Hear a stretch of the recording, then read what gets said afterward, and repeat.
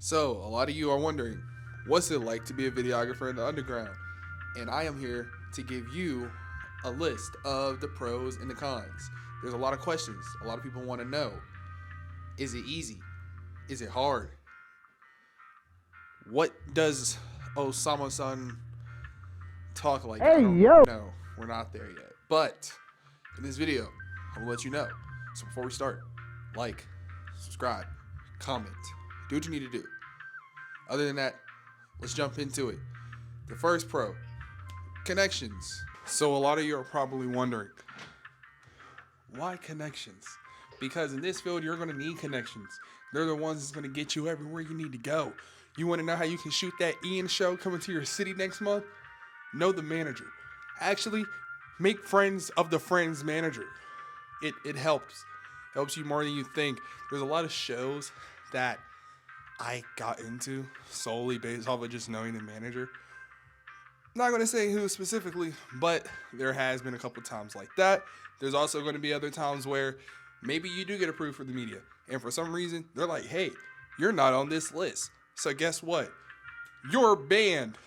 Psych, not. You wouldn't get banned. You would just need to know the manager, know somebody that can go up to the ticket booth and get you in. It's really not that hard. I think that's the first pro. I think that's the easiest one in my opinion. Number two, your portfolio is going to be built when you do this. Let me explain. Your portfolio is going to be everything. Yes, I want you guys to remember, even though you are doing underground stuff, it doesn't mean it's not professional at all. Your Instagram is not your portfolio. Even though you may think it is, it's really not. There's a bunch of free things out there like Pixie Set. Not gonna say the others because they're pretty expensive. You got Squarespace. I use Squarespace about $25 a month. Then you got Wix. If you know how to use Wix, boom, you're pretty much set, I guess. If you are good with Wix, shout out to the Wix users. I tried it. I fucking sucked at it, so we're just gonna switch the subject on that one. Number three is going to be, I would say, the enjoyment. It's pretty self-explanatory. Enjoy your job. You're there. You're doing something fun. You're in a position that a lot of people would kill to be in. So at the end of the day, you got to remember, enjoy it. But you also need to go and remember another thing. This is where con number one comes in. This is a job. So when I say number one, it's a job, it doesn't mean that all the excitement just has to leave the window. That is not what I'm saying at all. What I'm saying is, don't just put the camera in their face. Don't be trying to get something every time they're walking, every time they're sitting. Do not be belligerent with that camera. Do not. Don't do it. I'm trying to save you. Now, there's going to be times you can meet a certain artist that's like, hey, I want you to keep rolling every time. I hope you got an extra battery, because that shit sucks. It does. It does when you have to use your phone as a flashlight as well. But we're not going to talk about that. That's a whole other video. But yes, make sure that you don't. Remember, it's a job at the end of the day. Remember what you're doing. If you're with the publication, you are there to shoot. If you're there for the venue, you are there to shoot. If you're there through the people who are hosting it, ask them what they want from you. Ask them what they need. Of course, as you get bigger, as you grow, as you become the director, you will eventually get into that standpoint where you know how you want it to be, and they kind of give you more freedom as of how things are shot. Kind of like if you become the head of media somewhere, you typically have more say of how you want the shots to go, so you have more of a leeway there. But just remember, never abuse your power. Don't do that. It's not cool. It's a dickhead move. So no, just don't. Con number two. Some of these guys are dickheads.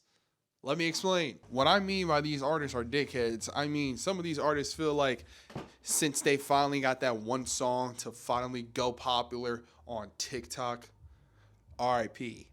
They feel like they can do whatever they want. Fuck your camera.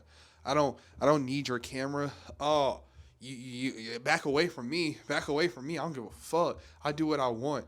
Man, get out the dressing room type shit. That's how some of these people act. But guess what? No. There's some sweethearts out there. There's some cool guys. There's some nice people out there, man. Dom Corleo, very nice guy. very cool, very chillax. Then you got Bear One Boss, very cool person. I've spoken to this guy multiple times. Very chill. Maddox, another person that is pretty nice, I will say.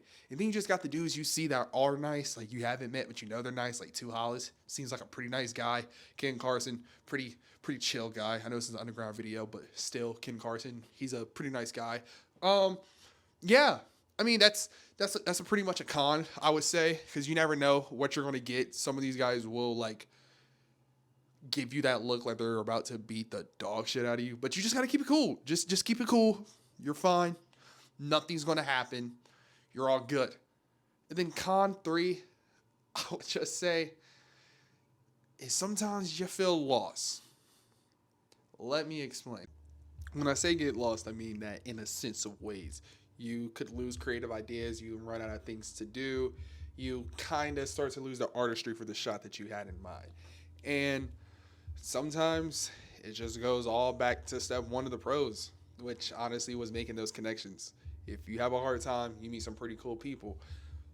You meet some editors. Maybe you're not the best editor. You want a little get an extra bit of help on your videos. Y'all start talking. You start collabing. Learn from them. If you're a better color grader, you do color grading. You meet other people who learn different things. So that's where I would say sometimes it gets lost. You don't want to make your recap of whoever you did look like the last. Like you kind of don't. But you always want to give it a different feeling. So you want to do something that stands out to you. And that would be the main thing that I say. Whatever style you find that fits you, keep doing you. Do not switch to a style that you have to force. Don't switch to something that feels like you may... Honestly, if it feels like it's out of reach, it's not. Study it, learn it, you can do it. But just don't switch who you are. And that's the main thing I want everybody to remember, especially in the underground scene. There are a lot of people that are copy and paste. That is true. It is what it is. We all hate to say it. But stay true to who you are, because who you are makes you what you are.